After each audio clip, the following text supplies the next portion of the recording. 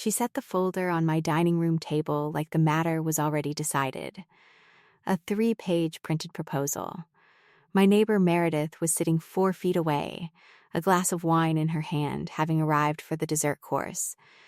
The financial advisor Rhonda had hired was standing at the far end of the room with his briefcase still open. And Rhonda looked at Meredith, not at me, but at Meredith, as though Meredith were the relevant audience, and said that I was, frankly, a burden the family could not sustain much longer, that it was time for a realistic conversation. I put down my fork. The table was very quiet. I set the fork on the rim of my plate, precisely the way I always set things down. I said I needed a moment and excused myself to the powder room.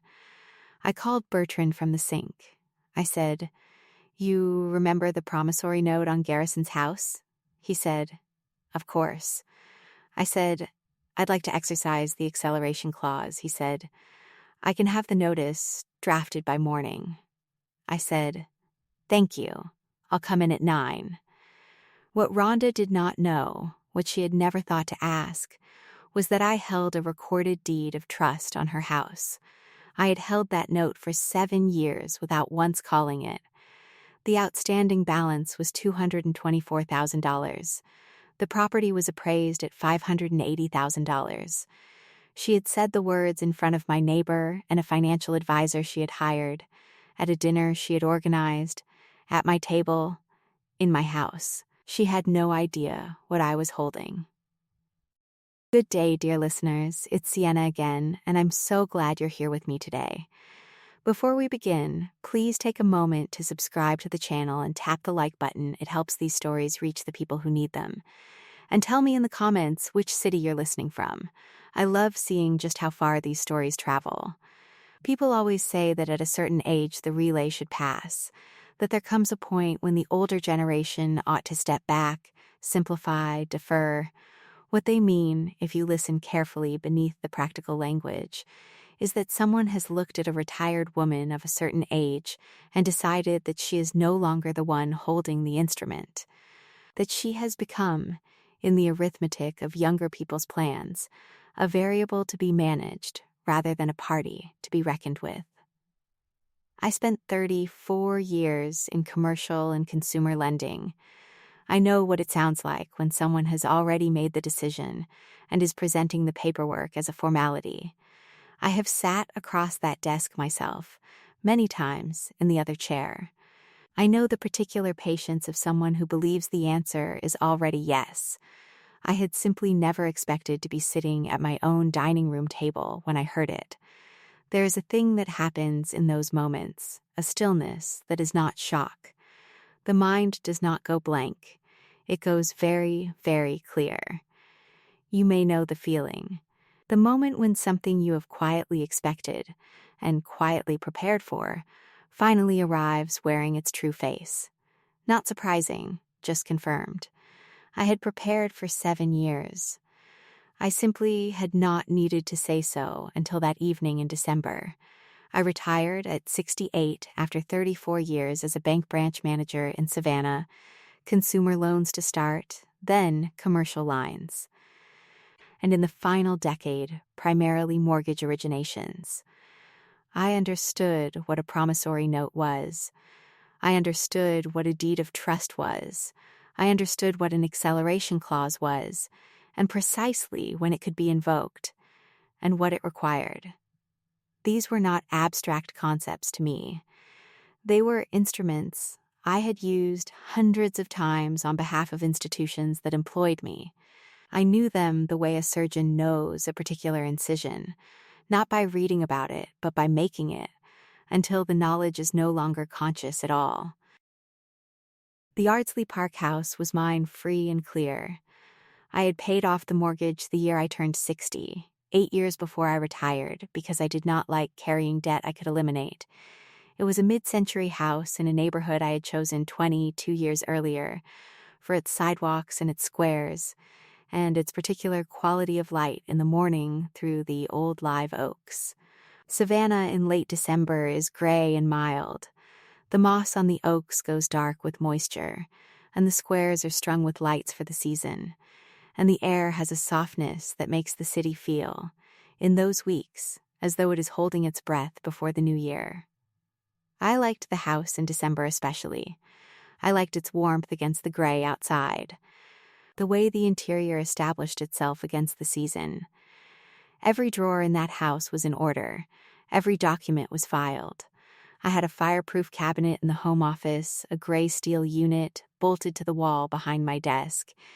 In it, I kept the documents that mattered, the deed to the house, the title for my car, my investment account statements, my own will and trust documents, and in a separate manila envelope labeled in my own handwriting, the promissory note on Garrison's house in Habersham Woods.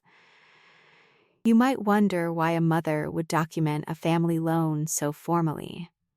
I had spent 34 years watching undocumented family loans become something else. I knew why. My son Garrison was 44. He had married Rhonda when he was 38, after a courtship that moved faster than I would have recommended, though I had not said so.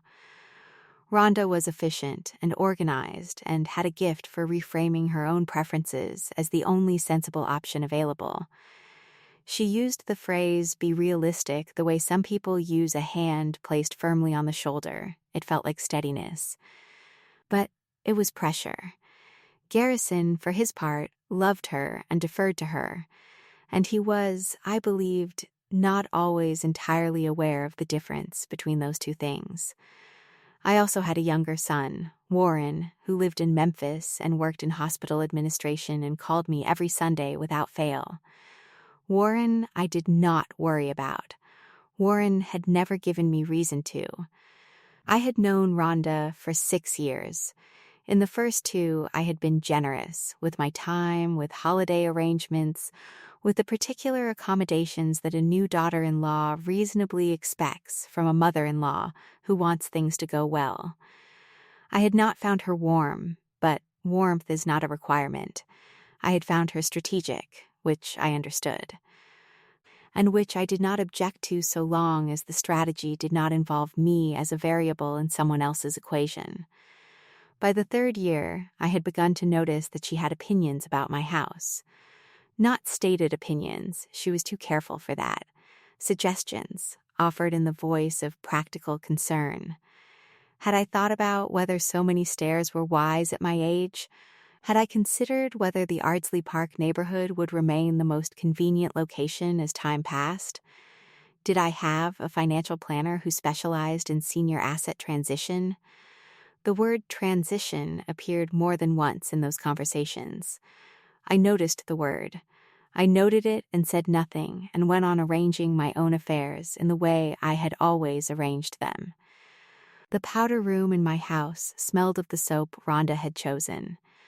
That was something she had done 2 Christmases prior, brought a set of guest soaps as a gift and placed them in the powder room, and then, on subsequent visits, replaced them when they ran low, without asking. It was the kind of gesture you could not object to without seeming ungracious. But I noticed. I noticed everything. That is what 34 years in lending teaches you, to notice things that people do habitually without examining why they do them. Habit reveals preference. Preference, over time, reveals plan. The first time I recognized that something had shifted in Garrison's calls was about 18 months before the dinner. He had always called regularly, every week or so, sometimes less in busy periods. The calls had always been natural, conversational, the ordinary check-ins of a son who was not particularly reflective but was genuinely fond of his mother. Then, gradually, the calls changed their shape. Each one would arrive at a real topic, a renovation Garrison was considering, a neighborhood matter, a question about Thanksgiving, and then pivot, with what I can only describe as studied casualness, toward the Ardsley Park house. "What are you thinking about for the long term?" he said, one October evening. I said I was thinking about having the back porch repainted in the spring. He laughed. But the question had not been a casual one. I could hear the preparation in it. Have you ever heard someone ask a question they have rehearsed, listeners? There is a particular quality to it, a smoothness that is just slightly smoother than ordinary speech. I had heard it thousands of times across a loan desk. I recognized it immediately. I said nothing. I filed the recognition away, the way you file a document you know you will need later. The second sign arrived in the mail. A letter from a financial planning firm, not one I had ever heard of, and certainly not one I had contacted. It was addressed to me at my home address, offering a complimentary senior asset transition consultation. The phrase was nearly identical to the one Rhonda had used in conversation, senior asset transition, and the coincidence of language was not, I concluded, a coincidence. I called the firm and spoke to a receptionist who confirmed, without meaning to, that my contact information had been provided by a family referral. I thanked her and asked to be removed from the list. I kept the letter. I placed it in a folder in the fireproof cabinet behind the promissory note because it was a document with potential relevance. I had kept documents with potential relevance my entire professional life. The habit had not left me simply because I had retired. The Christmas dinner was Rhonda's organization from the first telephone call. She framed it as a family occasion, my home, my table, the good china, and added, as though it were an afterthought, that a financial advisor would be stopping by early in the evening just to share some ideas that might be useful for everyone's planning. My neighbor Meredith Calloway, who was 70 and had lived next door for 12 years, was invited for the dessert course. Meredith and I had a long-standing arrangement. She came for dessert on holidays. I brought her soup when she had a cold, and we watched old films on Tuesday evenings and argued pleasantly about which ones had aged well. She was good company. She was also, it happened, a reliable witness. I set the table in the dining room with the good cloth and the silver candle holders that had been my mother's. I made a roast and green beans and the cornbread dressing that Garrison had asked for every Christmas since he was a boy. I set out the good wine. I arranged things carefully, with attention to detail, because a well-set table is a form of respect to the people at it, and I have always extended that form of respect even to occasions I have reason to be wary of. The financial advisor arrived at 7. He was perhaps 50, well-dressed, with the practiced ease of a man accustomed to presenting to people who had not asked for a presentation. Rhonda introduced him as someone who had been helping them think through some options for the family going forward. He shook my hand. He thanked me for the beautiful home. He opened the folder on the table. 3 pages. A proposal for the transfer of the Ardsley Park house and my investment account into a joint trust with Garrison as primary trustee. The house was valued in the proposal at current market, approximately $485,000. The investment account was listed at $620,000. The combined transfer was described as a practical estate planning measure that would simplify things for everyone going forward. He had a particular tone for this part of the presentation. Soothing, practical. The tone of a man explaining something obvious to someone who simply hasn't considered it yet. I looked at the figures. I said nothing for a moment. Then I asked 2 questions. What the tax implications of the transfer would be at current values, and what provisions existed for reversibility if my circumstances changed. He answered the first question with enough accuracy to be technically correct, and enough omission to be misleading. He answered the second question with language that was structurally evasive. He used the word flexible 3 times, and did not say whether the arrangement could be undone. I said, I see. I set the proposal face down on the table and did not look at it again. Garrison was looking at his wine glass. Rhonda was watching the financial advisor with the expression of someone certain the meeting was proceeding according to schedule. Then She turned to Meredith. Not to me. To Meredith, my neighbor, who had arrived 15 minutes earlier and had a glass of wine and had no prior knowledge of any of this. Rhonda said, in the tone of someone making a factual observation that all sensible people would ratify, that I was frankly a burden the family could not sustain much longer, that it was time for a realistic conversation about what made sense going forward for everyone. Meredith looked down at her plate. I looked at my fork. It was the good silver, a pattern I had chosen myself 30 years ago at a shop on Broughton Street that has since become something else entirely. I had used those forks at every holiday table in this house for 3 decades. I set it on the rim of my plate, precisely, without a sound. I said, "Please excuse me for a moment." I stood. I walked to the powder room at the end of the hall. I closed the door behind me. The room was small and warm. The soap in the dish was Rhonda's choice, a floral scent too sweet for the space, the kind of soap that announces itself even when you are trying not to notice it. I stood at the sink. The tile was cool under my hands when I rested them on the edge of the basin. I took my phone from my pocket and called Bertrand Sylvester. Bertrand had been my attorney for 11 years. He was in his late 60s, a Savannah practitioner who had drafted the promissory note and the deed of trust 7 years earlier, and who had never, in our entire working relationship, given me advice that proved to be wrong. He had a voice like low water moving, unhurried, even, precise. He picked up on the second ring. I said, "Bertrand, you remember the promissory note on Garrison's house in Habersham Woods?" He said, "Of course." I said, "I'd like to review the default history tonight and come in tomorrow to discuss the acceleration clause."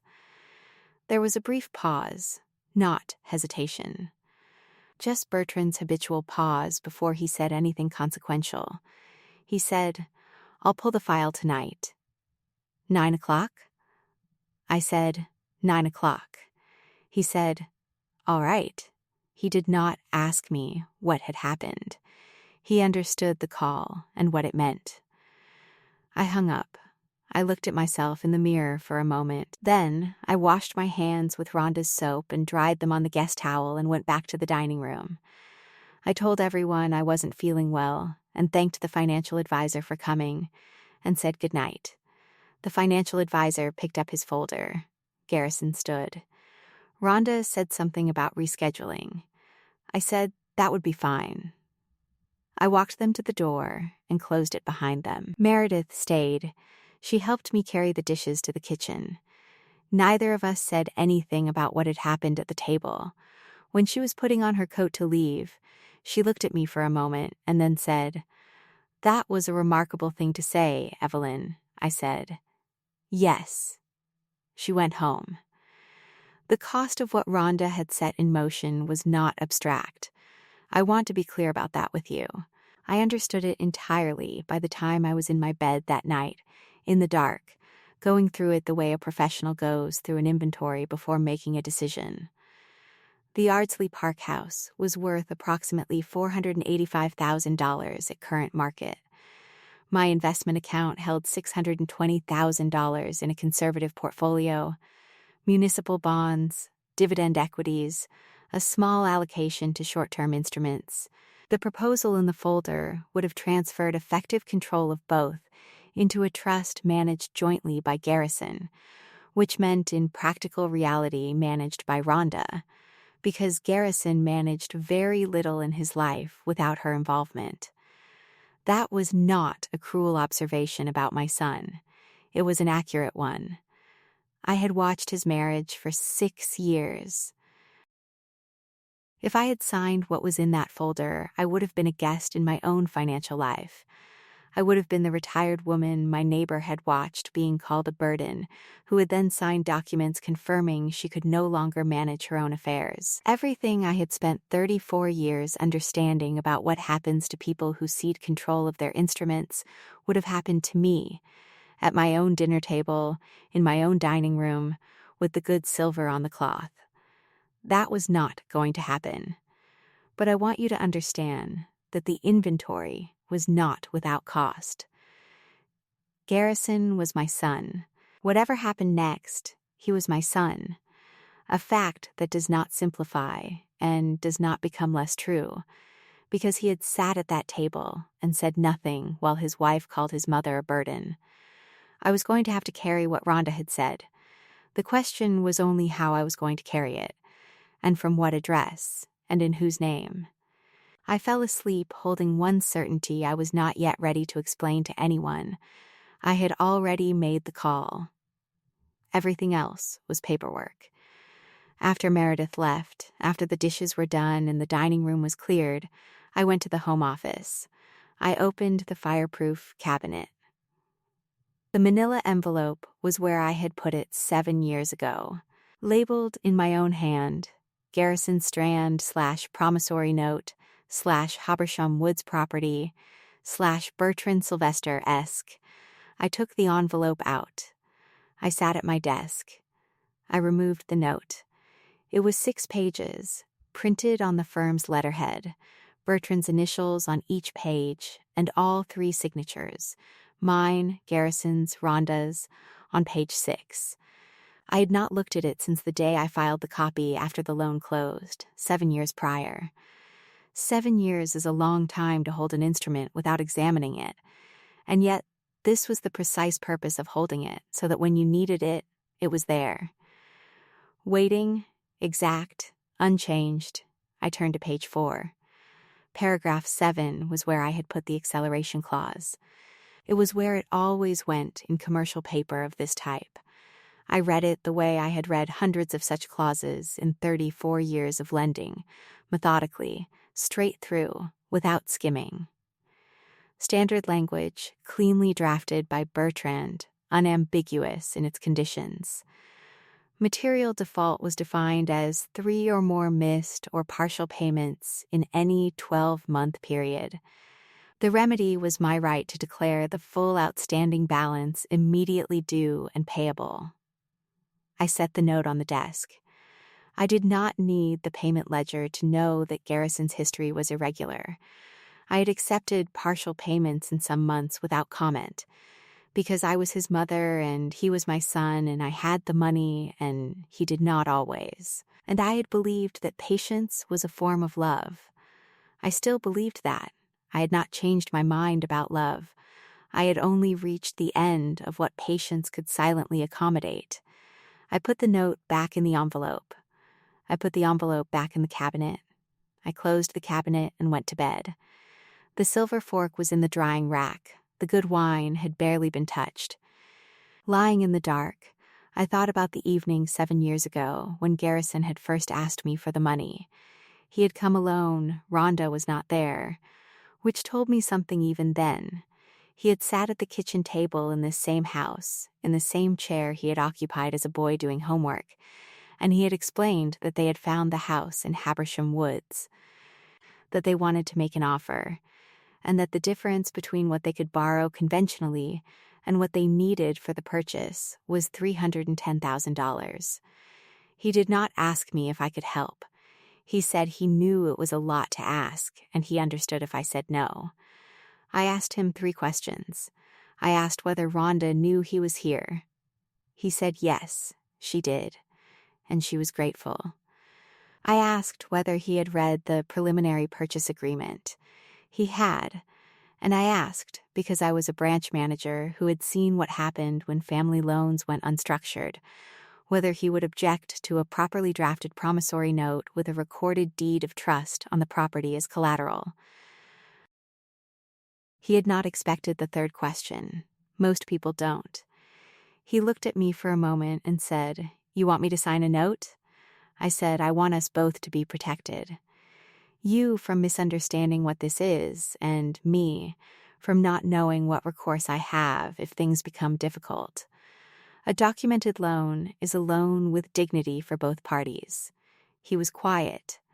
Then he said, "All right." He stayed for dinner and we talked about the house, the yard it had, the school district, the commute. He was happy. I was glad of that. Bertrand drafted the note the following week. I had Garrison and Rhonda review it with their own attorney before they signed. I insisted on that, because I wanted them to understand every clause, including paragraph 7, before they put their names on page 6. Their attorney reviewed it and said it was standard and fair. They signed. I signed. The deed of trust was recorded. I filed the copy in the cabinet. I had loaned my son $310,000 because I loved him, and I had the money, and the opportunity to help was real. The documentation was not suspicion. It was respect. For him. For me. For the fact that love and money are both better when they have clear terms. Bertrand's office was on a street in the historic district, on the ground floor of a building that faced one of the squares. The square was still lit with the holiday lights, strung in the oaks, their reflection pooling on the wet brick from the overnight rain. I arrived at 8:50. His assistant offered coffee. At 9 exactly, Bertrand came to the doorway and said, "Come on in." The file was open on his desk. He had the payment history printed out, a full ledger, year by year, month by month, each partial payment noted in a column beside the scheduled amount. He said nothing immediately. He let me look at it. 4 years and 7, with 3 or more partial or missed payments within the 12-month period. The most recent year, the year just ending, had 5. The outstanding balance, accounting for all the partial payments that had been applied to principal, was $224,000. Garrison had borrowed $310,000 7 years ago. He had paid down $86,000 over 7 years of irregular partial service. His payment history, rendered as a ledger, looked exactly like what it was, the record of a borrower who had been extended patience at the cost of performance. I looked at the figures carefully. I had kept no running tally myself. I had simply accepted what Garrison sent and not pressed him. Looking at the ledger now, I saw that my patience, translated into paper, had a precise shape. The threshold in paragraph 7 had been crossed and recrossed. There was no argument about the default. The record argued for itself. Bertrand said, "The clause is clean. There's no ambiguity in the default record." He tapped the ledger once, lightly. I can have the acceleration notice drafted this morning and sent by certified mail, return receipt requested, by close of business today. Do you want a standard cure period? I said, yes, 30 days. He said, they won't be able to cure in cash in 30 days on a $224,000 balance. Their options will be limited. He said it without judgment, just the fact. Stated clearly. I said, I know. They'll have to refinance. He said, their rate will be above market, given the payment history on this instrument. And Garrison's credit profile on its own won't be sufficient to qualify. They'll need Rhonda's employment income. He paused. It will cost them more than it would have cost a clean borrower. I said, yes. He said, all right. He turned to his keyboard. He worked in the same register as he always did, methodically, without drama, without editorializing. He drafted the notice while I sat in the chair across from his desk, the chair I had sat in 11 years of attorney-client relationship. When he finished, he read every sentence aloud to me. It cited the specific paragraph by number. It named the outstanding balance at $224,000. It established the 30-day cure period and the certified mail delivery as required by the note's terms. It said only what was accurate. There is a quality to precisely drafted documents. They carry a kind of authority that has nothing to do with volume, because they say only what is true, and nothing more and nothing less. I said, that's correct. He sent it by certified mail, return receipt requested, that afternoon. I walked back to my car through the square afterward. The morning was gray, and the holiday lights were still on in the oaks. They would be taken down in the new year. But for now, they sat in the old moss, strung with the patient, gentle persistence of things that have not yet been asked to stop. I sat in the car for a moment before I started the engine. Not to collect myself. I was collected. Just to sit in the quiet before the next thing arrived. The certified letter arrived at Garrison and Rhonda's house in Habersham Woods on a Thursday morning, 4 days after I had left Bertrand's office. I know it arrived Thursday because Garrison called me Thursday evening, and it was the first call he had made without an agenda in 18 months. The difference was immediate. He said, "Mom," that was how he began. Just the word, without preparation. I said Garrison. He was quiet for a moment. Then he said he was sorry. He did not specify for what. That was a choice he was making, and I understood it, sorry in the general sense, covering a range of things he was not yet prepared to itemize, which included the dinner, but perhaps also the months of calls with their pivoting agenda and the fact that he had sat at the table and said nothing. I knew my son. His apologies came in layers, the outer one always first. I said, "I appreciate that. I meant it." Then I said, "The cure period is 30 days. I look forward to hearing from Bertrand about the plan you put together." He said he understood.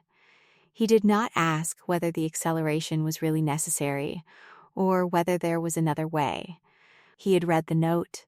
I knew he had read it because he had signed it, and because Bertrand had told me the note's terms when he had first drafted it were communicated clearly to both borrowers.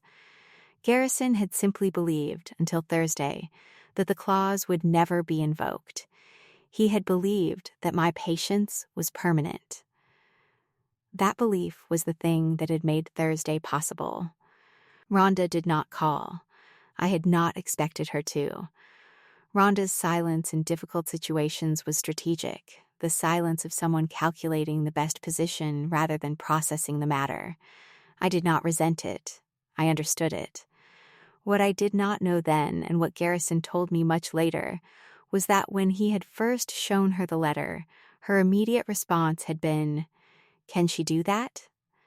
He had said yes.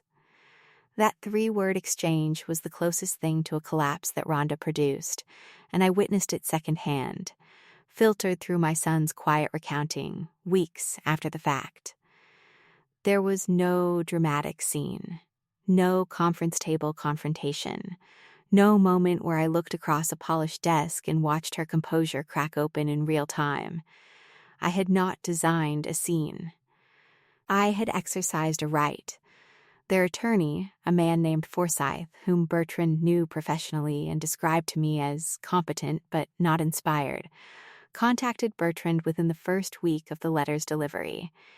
He had 2 requests, a meeting to discuss the default history's characterization and an extension of the cure period. On the first, Bertrand sent him the ledger and a polite 1-line response indicating the default record was factual, and the clause was validly invoked.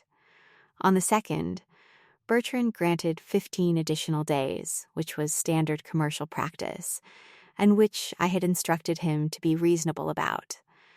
I was exercising a legal right. I was not waging a war.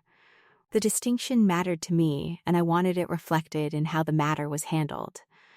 I received 1 additional call from Forsyth, not through Bertrand but directly to me, approximately a week into the cure period. He introduced himself. He said he had been asked to inquire whether I had considered the potential impact of the acceleration on family relations, and whether there was a path to resolution that might not require external refinancing. He was professionally pleasant. He was also, I recognized, conducting what lenders call a softening conversation, a call designed to determine whether the creditor might be persuaded to accept a lesser resolution or extend the timeline further. I listened. I said, "The cure period is 30 days, extended by 15 as a courtesy. The outstanding balance is $224,000. The note is a valid instrument. I have no additional flexibility to offer, and I appreciate the call." There was a pause. He said, "I understand." He thanked me and ended the call. He did not call again. Have you ever had someone call to find out whether you can be talked out of something you have already decided? There is a particular response to that kind of call, and I had given it hundreds of times from the other side of the desk. Polite, specific, final. The call was not hostile. Neither was my response. It was simply clear. The refinancing process that followed was not simple, and I know the broad shape of it because Bertrand heard it in segments from Forsyth's office. Garrison's payment history on the promissory note was the first and most significant obstacle. The ledger that had been the core of my acceleration notice was the same ledger any external lender would examine. And what it showed was a borrower who had been irregular for 4 of 7 years. The regional bank they approached required an explanation letter from Garrison describing the payment pattern and the nature of the original loan. Garrison provided one. I do not know what it said, and I did not ask. The rate the bank offered was above market for a clean borrower.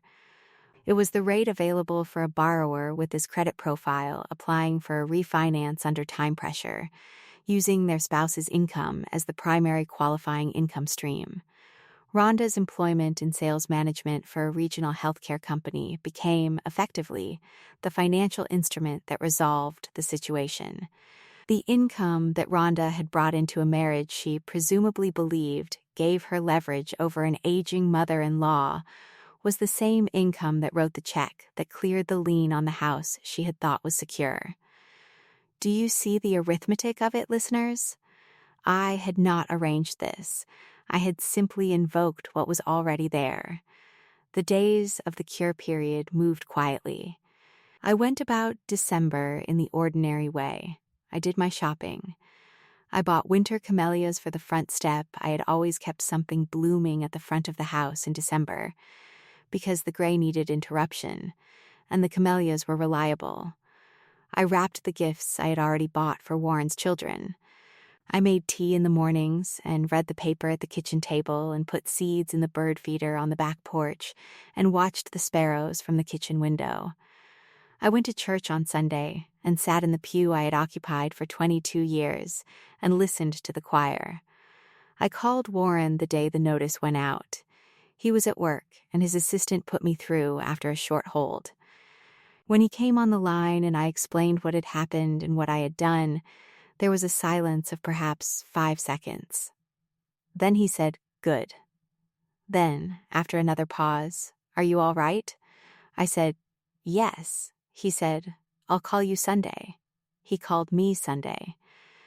What Warren had always understood, which Garrison had not, was that my generosity was a choice I made continuously, not a permanent condition I had entered. Those are entirely different arrangements. I had been generous with Garrison for 7 years, genuinely and without resentment, because I loved him, and the loan had made it possible for him to own a home he could not otherwise have afforded. But generosity is not a contract that obligates the generous party to silence and submission.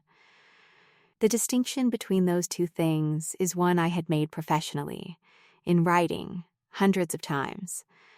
The promissory note was the physical record of that distinction. 6 pages, paragraph 7, clean and unambiguous.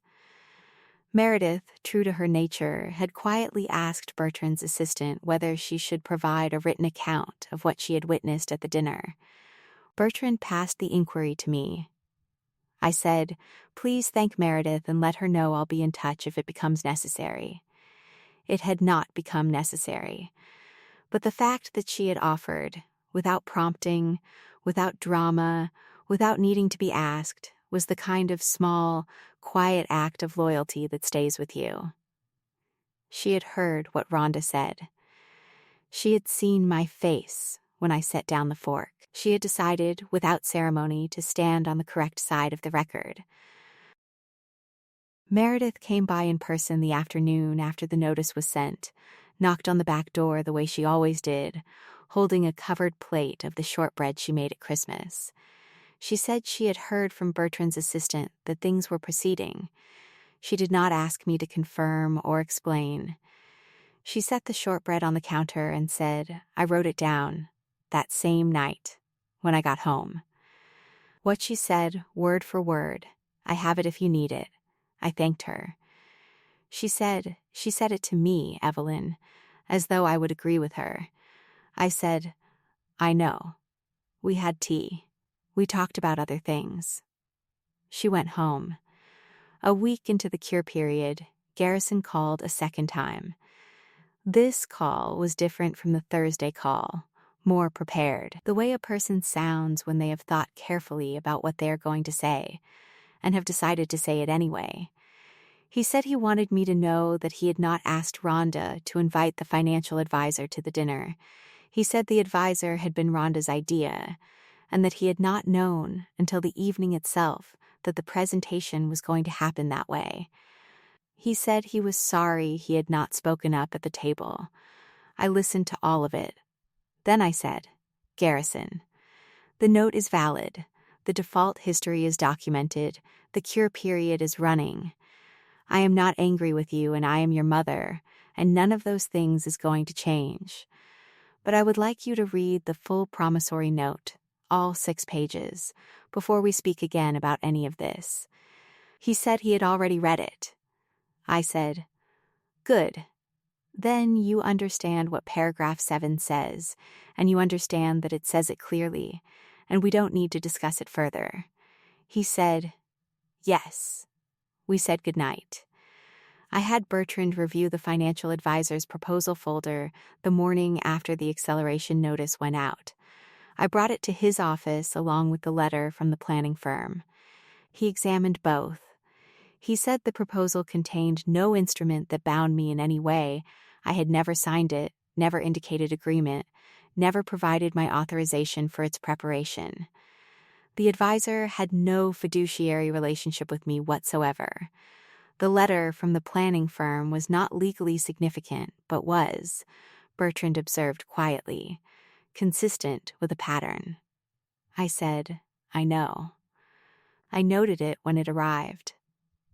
He looked at me for a moment and said, of course you did. I took both documents back and filed them in the cabinet. 2 weeks into the cure period, Forsyth's office sent Bertrand a 1-page status update indicating that the refinancing application had been submitted and was in underwriting. Bertrand forwarded it to me with a brief note, everything proceeding as expected. I filed the note. I made tea. I read the paper.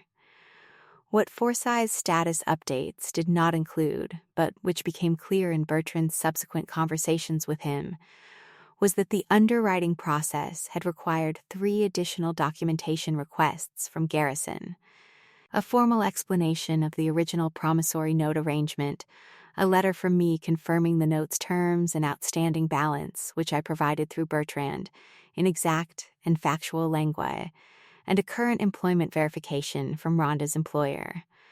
The process was not designed to be punishing.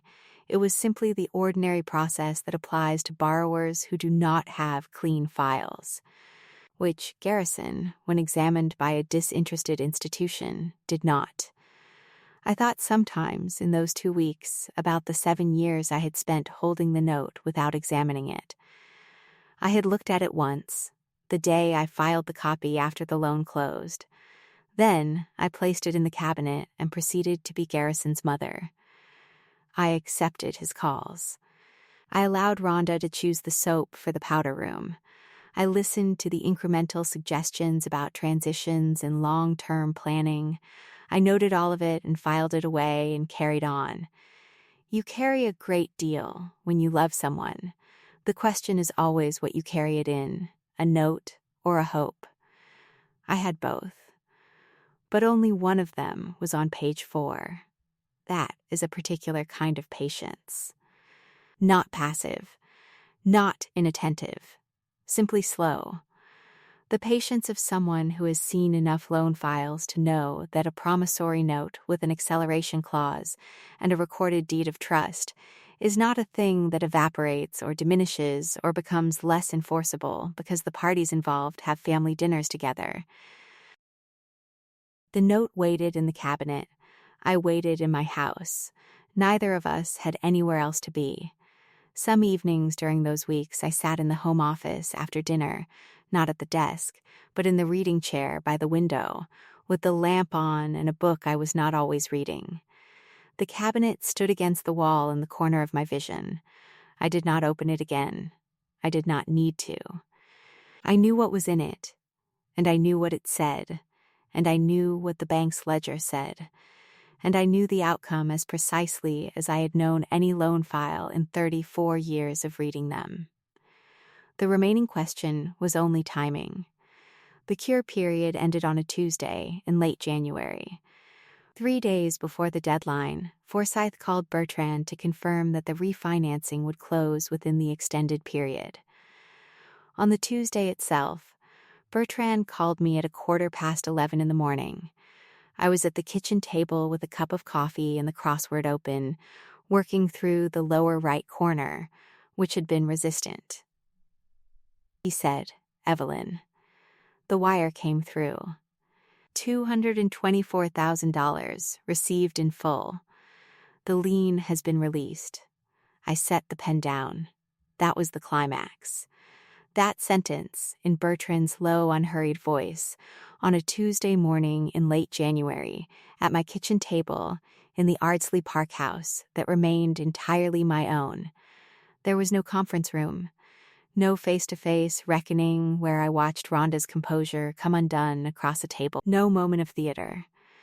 The instrument had spoken on my behalf, as precisely drafted instruments do when they are properly invoked, and the response had arrived as a number transmitted electronically between financial institutions, settling with complete arithmetic finality what the note had always said. I thanked Bertrand. He said, "Take care of yourself, Evelyn." I said I would. I hung up. The coffee was warm still. I sat for a moment. Then I finished the crossword. The lower right corner opened up entirely, as though the answers had simply been waiting for the right conditions to become legible. I completed it without difficulty. Then I went to the home office. I opened the fireproof cabinet. I took out the manila envelope.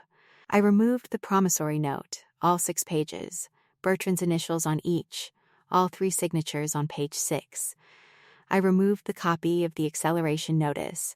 I removed the payoff confirmation, a single-page document recording the wire receipt, the outstanding balance satisfied, in full, and the deed of trust released of record. I placed the payoff confirmation at the back of the envelope, in the correct chronological order, behind the note and the notice and all the cure period correspondence. I put everything back in the envelope. I returned the envelope to its labeled position in the cabinet. I closed the cabinet. The whole of it. In the spring, I had Bertrand draft the revocable trust I had been meaning to update for several years. I named Warren as trustee. For Garrison's share, I established an independent trustee arrangement, a professional fiduciary, a woman Bertrand recommended who had an office in Midtown, and a reputation Bertrand described as impeccable for exactness. It was not punitive. It was structural. In 34 years of commercial lending, I had learned that sentiment and documentation do not improve each other's performance when they are asked to do the same job. Clear documents protect everyone, including the people who might otherwise rely too heavily on what they assumed the sentiment would always allow. I kept the Ardsley Park house in my own name.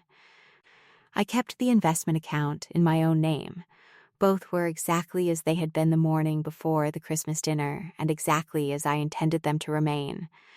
The proposal in the folder had gone nowhere because it was a proposal and not an instrument, and I had never signed it, and a document you have not signed binds you to nothing. The front porch got its new paint in March.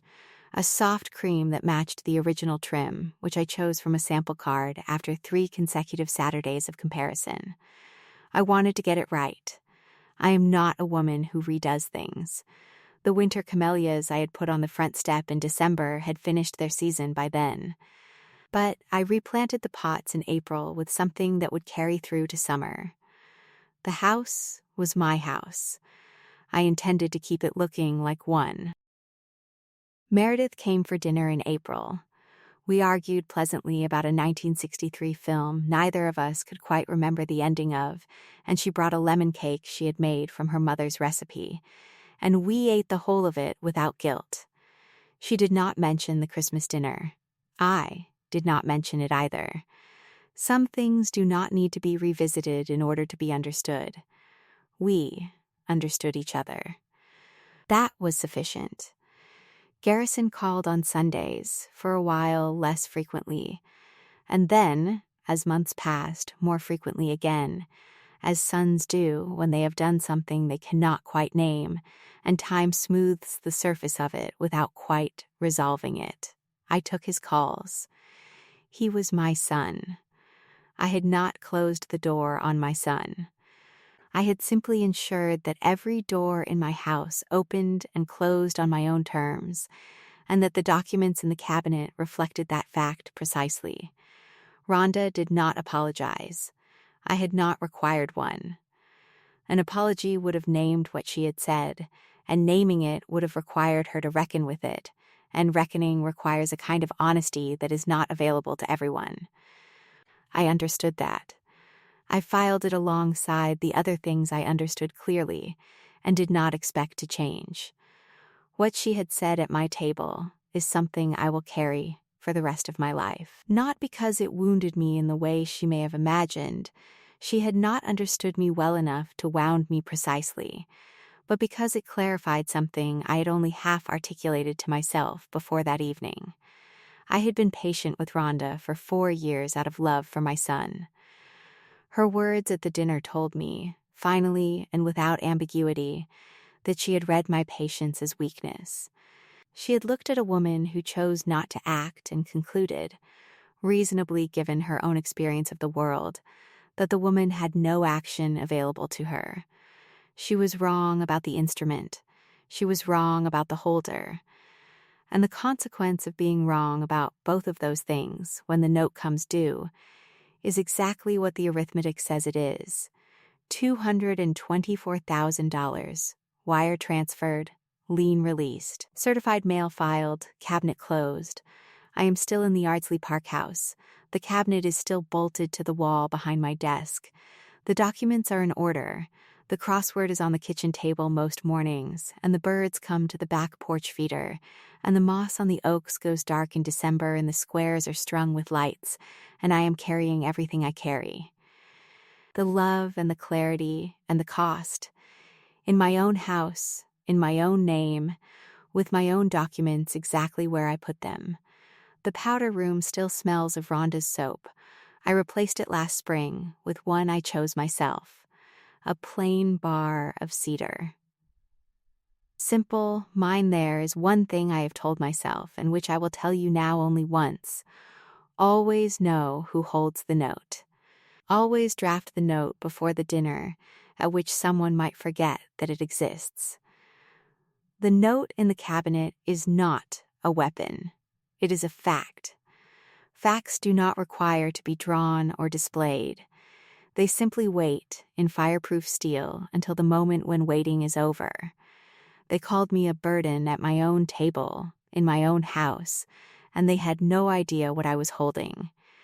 If you were sitting where I was sitting that evening, dear listeners, if someone had said those words at your table, in front of your neighbor and a stranger with a folder, would you have exercised the clause? Or would you have given them more time? Tell me in the comments. I want to hear from you, wherever you are listening from tonight. And if you know someone who has ever been underestimated at their own dinner table, share this with them. They will understand exactly what I mean. Thank you, as always, for listening.